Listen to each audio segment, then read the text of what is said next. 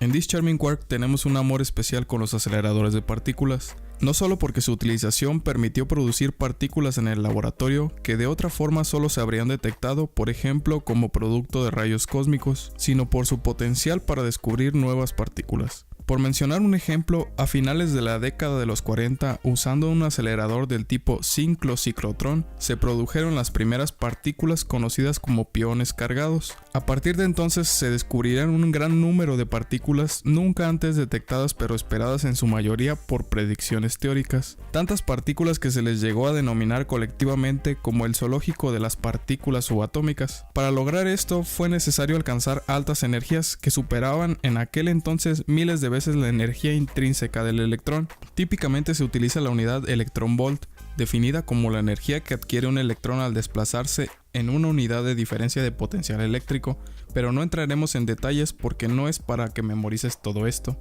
El punto es que hablamos de millones de veces esta unidad, por lo que podemos hablar de kilo, mega, giga o incluso teraelectronvolts.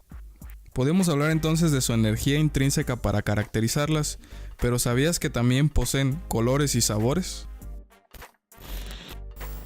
Antes que nada debemos mencionarte que todas ellas pueden ser clasificadas de acuerdo a sus propiedades comunes, divididas en dos grandes grupos. Los hadrones, que son partículas compuestas de otras que experimentan la interacción nuclear fuerte, una de las 4 fuerzas fundamentales, mientras que el resto de partículas que modelamos como fundamentales y que no presentan esta interacción se denominan leptones. Aunque no nos referimos literalmente a que las partículas tengan un sabor en el sentido sensorial humano, es el nombre del atributo que se le asigna a los diferentes quarks, que son los constituyentes de todos los hadrones.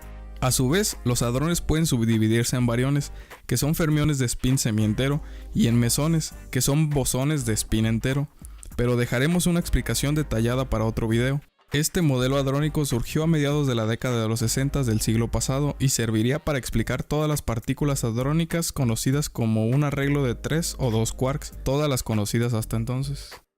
Los quarks poseerían una carga eléctrica que es fracción de la carga del electrón. Los denominados de primera generación serían los quarks down con menos 1/3 de carga y el up de carga 2/3, y el resto de sabores son otras 2 réplicas de estos dos. En la segunda generación están el quark strange de carga menos 1/3 junto con el charm de carga 2/3 postulado en 1970. Y por último tenemos la tercera generación, pero no menos importante, los quarks bottom y top, que por cierto también se les llamó belleza y verdad, pero estos nombres no prevalecieron. Para no causar más confusión de lo inevitable, no olvides que todos estos nombres de partículas son únicamente etiquetas, al igual que el nombre de sus propiedades.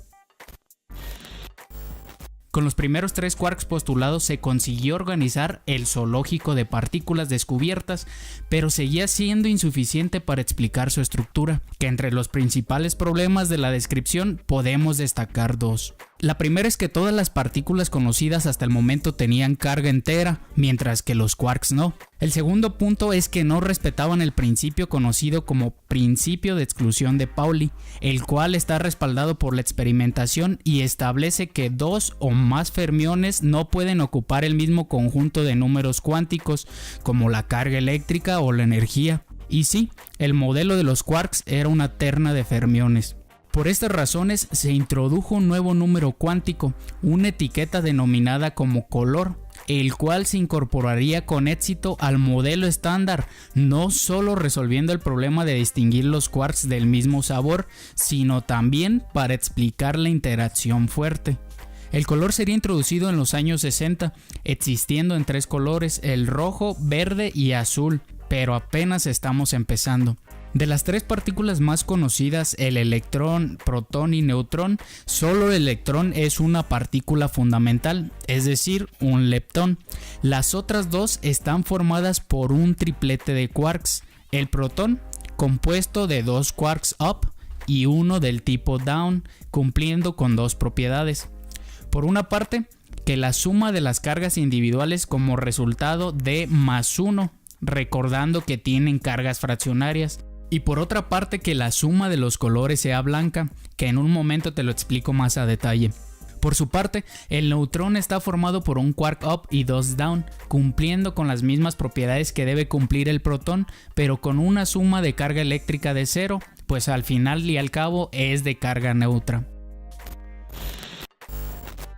Sobre el tema de la suma de color, puedes pensar en la composición de luces de colores que aprendiste en tu educación básica. Sumar rojo, verde y azul daría como resultado blanco, así como la suma de sus colores complementarios, que por cierto se usa el color antirrojo, antiazul y antiverde, dando la posibilidad de sumar el color rojo y antirrojo para formar una partícula blanca. Una vez que entendiste que no puedes ir por la vida probando el sabor de las partículas ni viendo su color, pero sí para construir todos los hadrones del zoológico de partículas, puedes ponerlo en práctica como el ejemplo anterior, al menos que tengas un acelerador de partículas en tu casa y quieras experimentar. Pero te daré un dato más, resulta que la analogía con la suma de colores no es arbitraria y que solo podemos encontrar en la naturaleza partículas blancas de forma estable como el protón y el neutrón, siendo el resto inestables. ¿Verdad que no lo viste venir?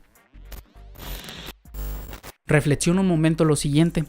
Todo el mundo que conoces está hecho de electrones, protones y neutrones, después de todo constituyen los átomos de la materia. Por otra parte, las partículas del modelo estándar son muchas más y poseen propiedades más allá de su carga eléctrica, por lo que te puedes dar cuenta de lo que te falta por conocer.